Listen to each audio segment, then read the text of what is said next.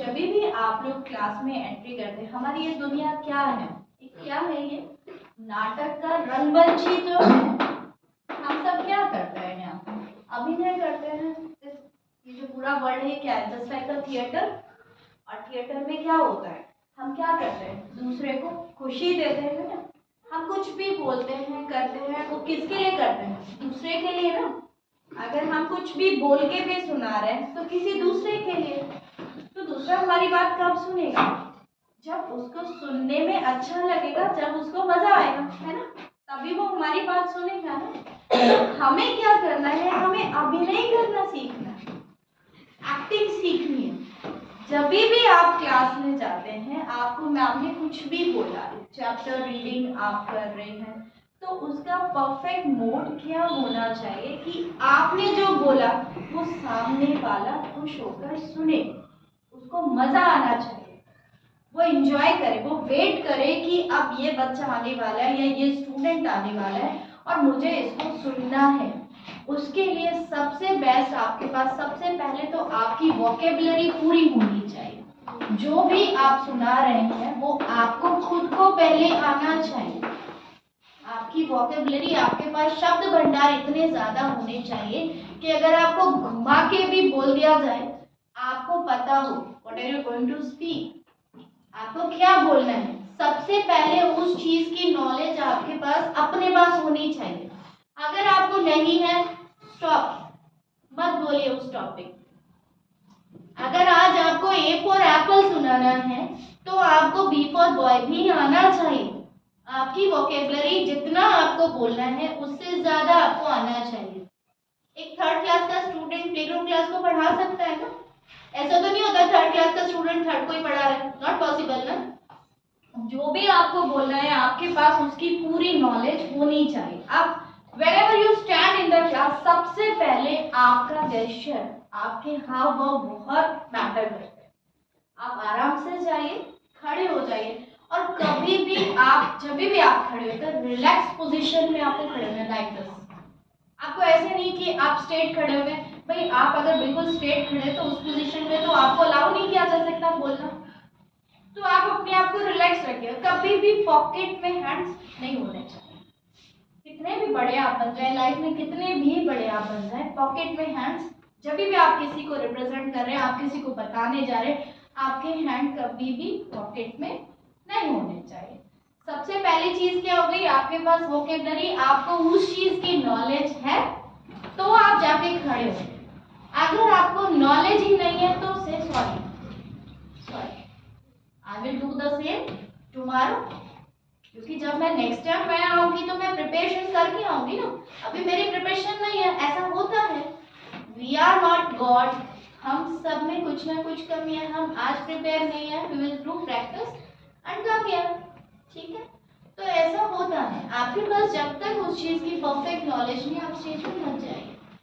सबसे पहले knowledge collect करिए, तब आप जाइए। और आपका जो क्लोथ्स है, आप यूनिफॉर्म, आप स्कूल की बात करें तो परफेक्ट यूनिफॉर्म, वॉश यूनिफॉर्म, गंदी नहीं होनी चाहिए। आप आज जा रहे हैं और घर पे जाइए, आराम से मम्मा को बोलिए हमारी यूनिफॉर्म क्लीन कर दीजिए, डेली वॉश।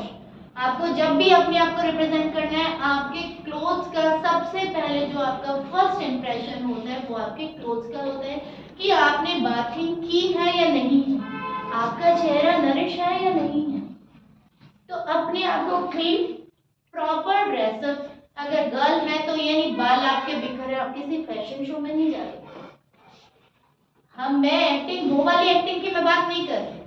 मैं आपको अपने आप को कैसे रिप्रेजेंट कर रहे हैं उस एक्टिंग में, तो जो सीन दिया जाएगा थिएटर की बात नहीं कर रही।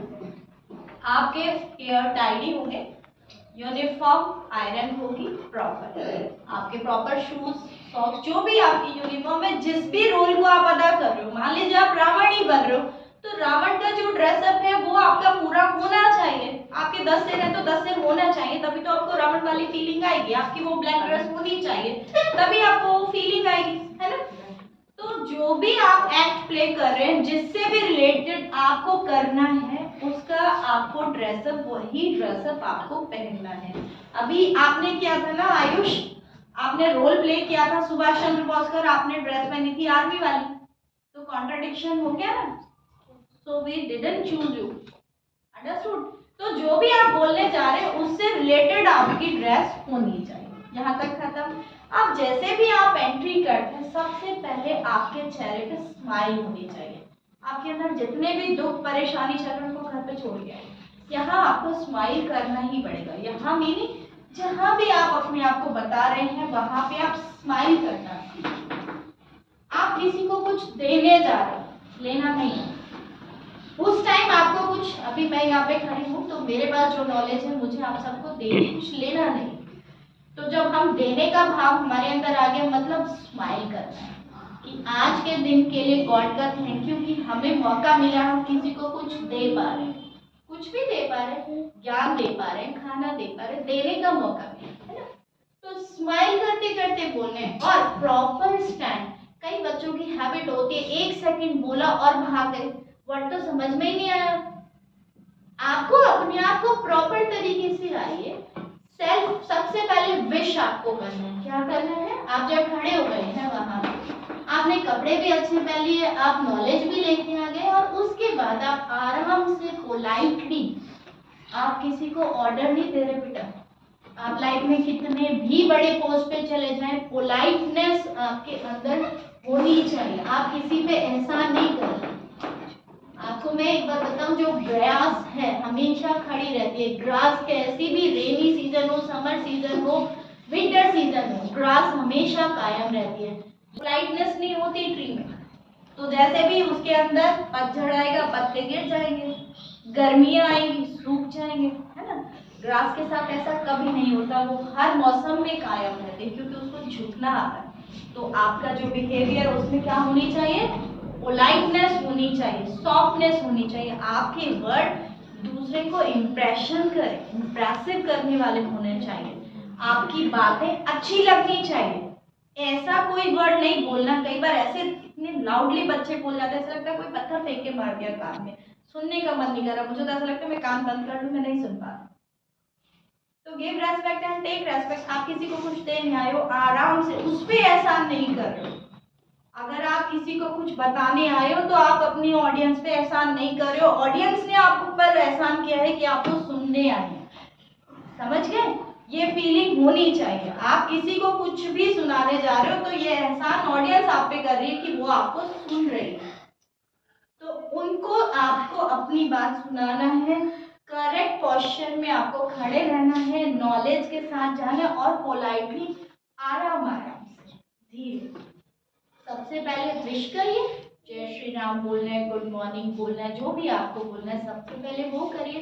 और तबीयत ठीक नहीं है तो आप बोलने भी मत आइए, क्योंकि आप बोलेंगे आपको कफ आ रहा है, आपको स्नीजिंग हो रही है, आप दूसरे को भी इन्फेक्शन देंगे। उस ड्यूरेशन में तो आइए मत, सॉरी बोल के, ठीक है। जब सारी कंडीशंस आपकी ठीक है आप आराम से बोल सकते हैं। फिर स्माइल करते हुए धीरे धीरे, और एक एक शब्द, ये मैटर नहीं करता कि आप इंग्लिश में बोल रहे हैं या हिंदी। अगर आपको लैंग्वेज दी गई है तब तो आपको उसी लैंग्वेज में बोलना है। अगर लैंग्वेज नहीं दी गई तो आप जिस भी लैंग्वेज में कंफर्टेबल हैं आप बोलिए, हिंदी या इंग्लिश, लेकिन आपकी बात दूसरों को समझ में आनी चाहिए।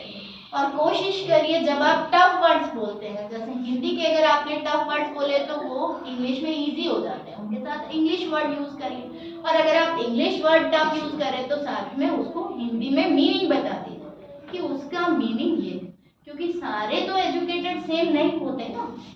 सबने तो सेम बुक्स मिल, आप स्कूल में तो सेम बुक्स है, लेकिन सबने पढ़ी हो ये जरूरी नहीं है। जो बुक आपने पढ़ी हो जरूरी नहीं है सामने वाले ने भी पढ़ी हो ना। तो हमें क्या करना है, हमेशा कोशिश करनी चाहिए कि हमारी जो बात है वो दूसरे को समझ में आए। और एक आई कांटेक्ट बहुत जरूरी है। आई कांटेक्ट इसलिए जरूरी है, ऐसा नहीं ऊपर छत की तरफ देखते जा रहे बोलते जा रहे, नहीं। आप जिसको सुना रहे हो उससे आई कांटेक्ट आपका होना चाहिए, उतनी ही डिस्टेंस। छत को नहीं देखना, जमीन को भी नहीं देखना।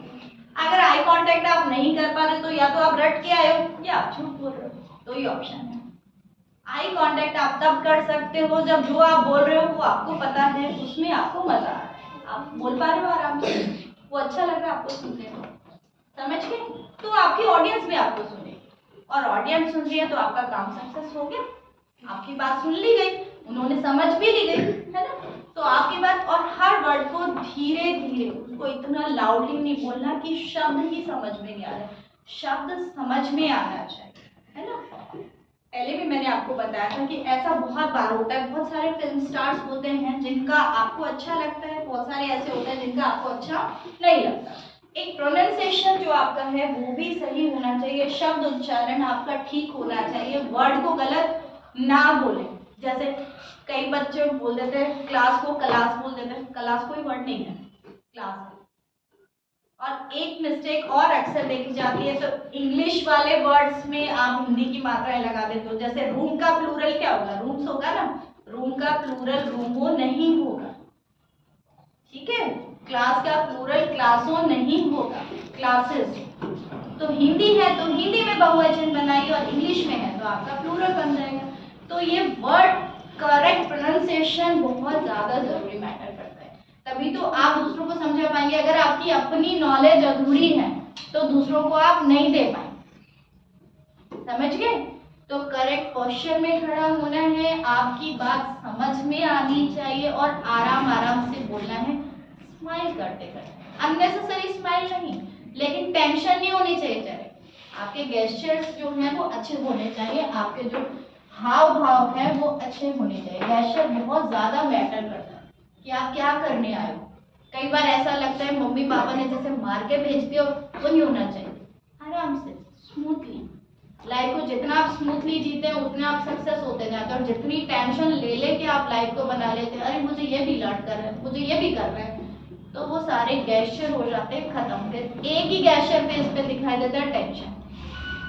टेंशन नहीं, स्माइल करते रहना है, खुश करते रहते हैं, और उस चीज को एंजॉय करना है। आप जो भी काम कर रहे हो, आज पढ़ाना है या आज पढ़ना है, क्या करना है, एंजॉय करना है। दिमाग में ये होना चाहिए कि कुछ नया सीखेंगे, कुछ सिखाएंगे भी। शिवांश बाहर निकल, समझ में आ रहा। अब आपके क्वेश्चंस हैं तो आप पूछ लीजिए। Any questions?